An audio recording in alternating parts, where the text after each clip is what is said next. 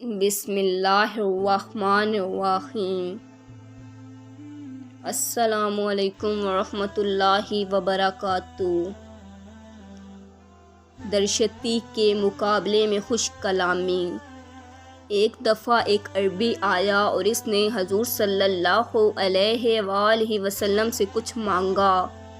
حضور صلی اللہ علیہ وآلہ وسلم نے عطا فرمایا اور پوچھا کہ ٹھیک ہے۔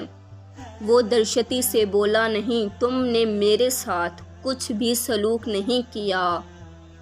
صحابہ کرام اس کے لب و لہجے پر تڑپ اٹھے اور قریب تھا کہ اسے قتل کر دیتے، لیکن رسول صلی اللہ علیہ وآلہ وسلم نے اشارے سے منع فرمایا اور پھر گھر سے لا کر اسے کچھ اور دیا۔ اب وہ خوش ہو گیا اور دعائیں دینے لگا۔ حضور صلی اللہ علیہ وآلہ وسلم نے نہایت محبت سے فرمایا، تیرا پہلا کلام میرے ساتھی کو برا معلوم ہوا۔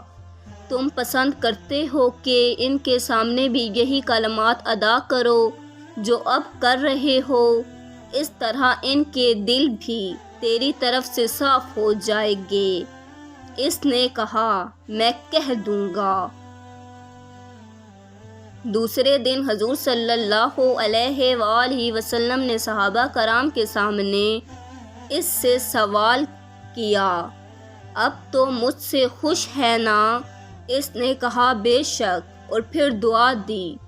حضور صلی اللہ علیہ وآلہ وسلم نے فرمایا، ایک شخص کی اونٹنی بھاگ گئی، لوگ اس کے پیچھے دوڑتے تھے اور وہ آگے بھاگتی تھی۔ مالک نے دوسرے لوگوں سے کہا، تم صبر کر جاؤ، میری اونٹنی ہے اور میں ہی اسے سمجھتا ہوں۔ لوگ ہٹ گئے، اونٹنی ایک جگہ رک کر گھاس چرنے لگی۔ مالک نے اسے پکڑ کر کاٹھی ڈال دی۔